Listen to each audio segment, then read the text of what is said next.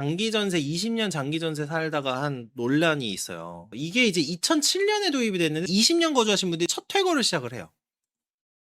자, 이게 무슨 제도였냐? 기존 임대주택의 한계는 짧은 거주 기간과 좁은 대상이 한계였어요. 근데 시프트 이 정책은 뭐였냐면 중산층까지 확대를 해준 거예요. 이게 이제 이거와 관련해서 이제 몇몇 그 뉴스들에서 다루면서 영상에서 나왔던 게 뭐였냐면 거기에 사는 한 50대, 60대 이렇게 약간 노년 쪽에 가까운 분들, 중장년층 또는 노년 이런 분들이 나와서 인터뷰를 합니다. 뭐라고 하시냐면 내가 여기서 20년 살았는데 어디 갈 수 있겠냐. 여기서 나가면 어디로 가야 되냐. 나 밖으로 나가라는 얘기냐. 이런 얘기를 막 하세요. 그래서 처음에 일단은 어땠냐면 입주 요건이 기수마다 다르긴 했는데 초기는 월 소득 240만 원대. 이때 240만 원이니까 낮은 건 아니었죠. 그쵸?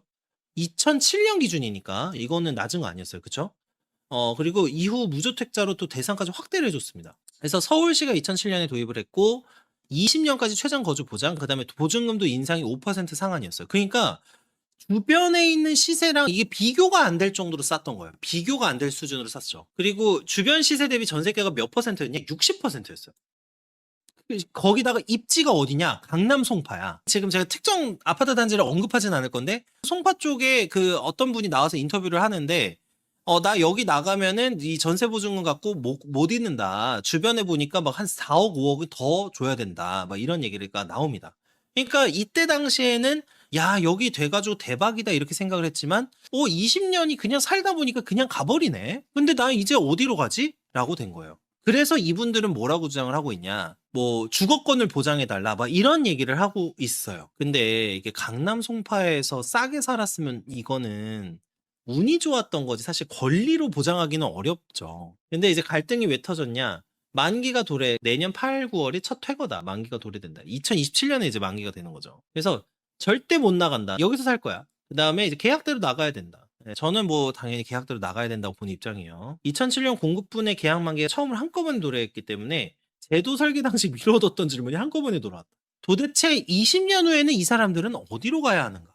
자, 그래서 어느 정도 차이냐? 지금 2007년에 입주할 때 그 보증금 1억 5천, 인근 전세 시세는 8억이에요. 그 다음에 2015년에 입주하신 분들은 3억에 입주해서 보증금으로 살고 있는데 지금 인근 전세 시세가 8억이에요. 그러니까 거의 5억 이상을 마련을 해야 되는 거죠. 20년 끝나기 전에 본인 수명 다해서 죽을 거라고 생각했대요. 근데 가시기 전에 만기가 와버렸더라고요. 인간 생각보다 상당히 오래 삽니다. 맞습니다. 예.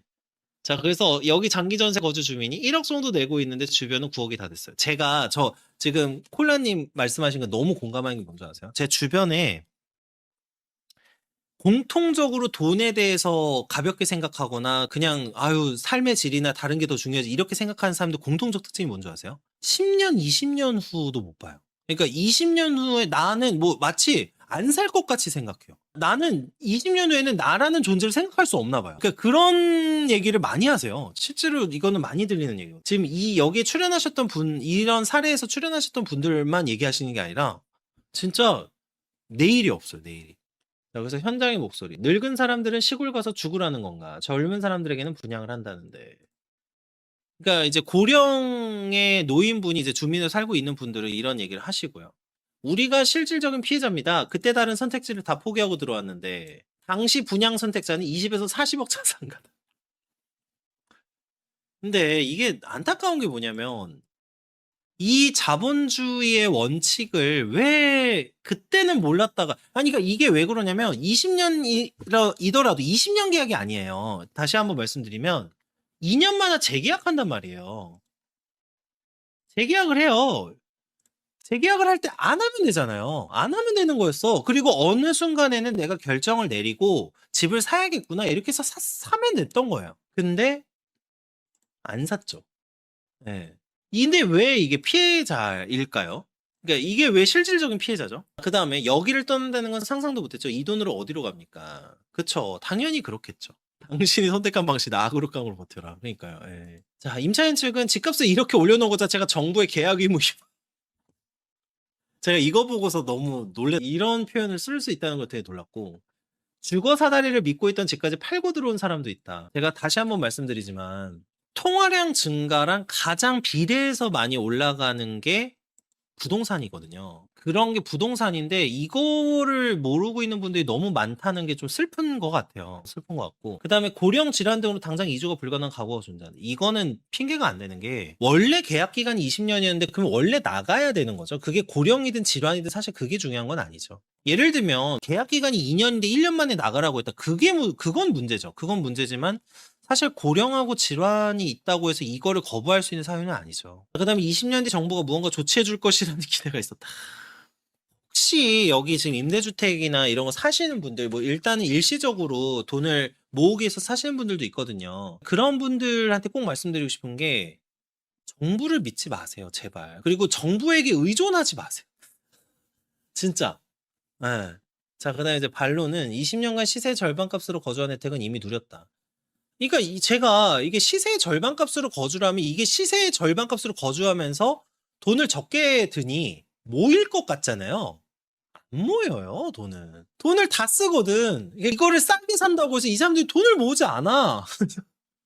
자, 그다음에 다른 시민들은 전세 상승분 스스로 감당하며 버텨왔다. 당연한 얘기죠. 당연한 얘기죠. 2014년 무려 서울 반포까지 미분양이던 시기 기회는 있었다.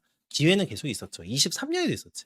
선택의 책임을 국가가 전부 떠안는 무주택자 전체는 어떻게 하나 이렇게 이제 얘기를 하는데 이거는 이제 현실적으로 나가셔야겠죠. 예. 아, 근데 저는요, 또 이거 보면서 이게 세대 갈등이 되더라고. 근데 저는 이게 이해가 안 가는 게 노년층이 나가셔야 되는 건 그냥 계약상의 의무에 따라 나가는 거지 젊은 층에게 뭐 분양의 기회를 줘야 된다 이렇게 또 얘기를 해 어떤 분들은. 그러니까 뭐냐면 이 사람들이 나가야지 새로운 청년층이 들어갈 수 있다라고 생각을 하시나 봐요. 근데 저는 반대예요. 여기 들어가면 그 노인처럼 돼요. 보통. 아, 나 20년 후에 그러면 몇 살이에요? 이게 20대 후반에 들어간다고 생각해 보세요. 이거 여기에 또 한 1년 정도 사니까 여기 좋네. 서울이네. 와, 여기 뭐 송파야. 여기 강남 송파야. 야, 옆에 사람들 보고 막 야, 너무 좋아. 막 지하철 들어오지 막 옆에 교육 인프라 좋지. 강남 송파가 이런 맛이구나. 막 이런 얘기 하시는 거예요. 근데 그 사람이 1년 정도 살면 이제 거기에 익숙해질 거 아니에요. 원래는 처음에 들어갈 때는 내가 여기서 돈 아끼면서 살아야지. 그래서 내가 이거를 시드머니 모아가지고 막 투자도 하고 이래야지. 이렇게 생각을 하고 들어가요.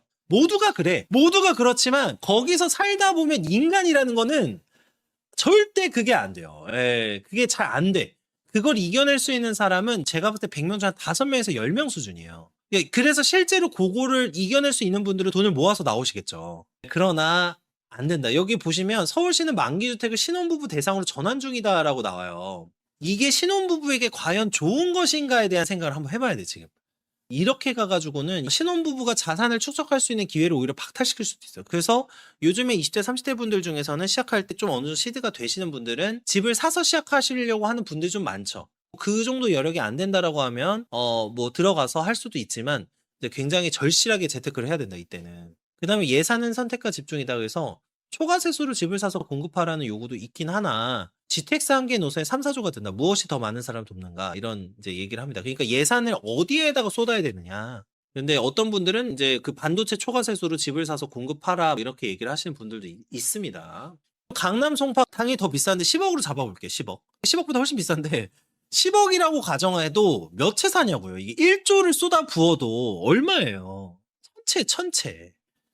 겨우 1000채 사요. 1000채. 1000채를 공급한다고 의미가 있냐고 이게. 근데 저도 솔직히 말해 광역교통만 까는 게 훨씬 낫다. 그리고 이 신혼부부분들 다시 이제 돌아와가지고 신혼부부분들 이거 뭐 미리네 집이라고 해가지고 신혼부부 대상으로 전환 중이라고 하는데 네, 좀 신중하게 생각해 보셨으면 좋겠어요. 만약에 이제 결혼하시려고 하는데 여기 들어가려고 한다. 정말 내가 나라는 인간에 대해서 한번 제대로 생각을 해보시고 여기에 익숙해지면 안 된다. 불편해야 된다 인간은. 그러니까 그거에 대해서 생각을 해보셔야 된다고 봅니다. 그 다음에 이제 이 논점이 있어요. 10년 동안 도대체 뭘 한 걸까? 자산을 왜 못 모았을까? 근데 여기 보면은 이제 소득 상한이 있었던 거예요. 소득 상한이 월 250만 원 초과시 퇴거 대상. 잘못된 제도예요, 이런 거. 그러니까 돈을 더 벌면 나가야 되니 돈을 더 안 벌어요. 그다음에 급여가 그때 같은 기간 소득 증가 60%대예요. 그러니까 많이 늘었을 거 아니야. 근데 이게 이제 전혀 뭐 자산 축적으로 이어지지 않은 거죠. 거기다가 집값은 3배 상승했어요, 3배. 이거 참 씁쓸합니다, 이게 정말. 씁쓸하고. 원래는 이 제도의 취지는 그거예요. 자립할 시간을 주겠다. 다 자립하러 들어갔는데 자립이 안 돼요, 이러면. 자립은 저는 솔직히 말하면 자립이라는 건 이렇게 생각해요.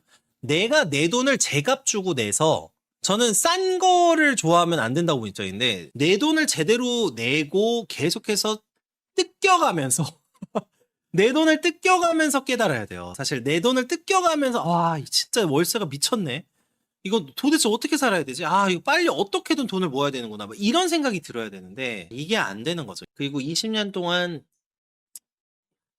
성장할 수 있는 기회를 잃어버리면 30대가 50대가 됐잖아요. 그 다음엔 뭘 할까요? 그 한 어떤 방송에서 이제 그 두 분이서 나와서 대담을 하는데 이런 얘기를 하더라고요. 이제 김선주 교수님이란 분이 있어요. 이분 부동산 뭐 자산 관리 학과래요. 근데 뭐라고 하시냐? 계약 기간 준수가 원칙이나 일괄 적용은 이게 무슨 말인지 모르겠는데 그냥 결국 봐줘야 된다는 얘기죠. 고령 질환 가구에는 출구 전략이 필요하다.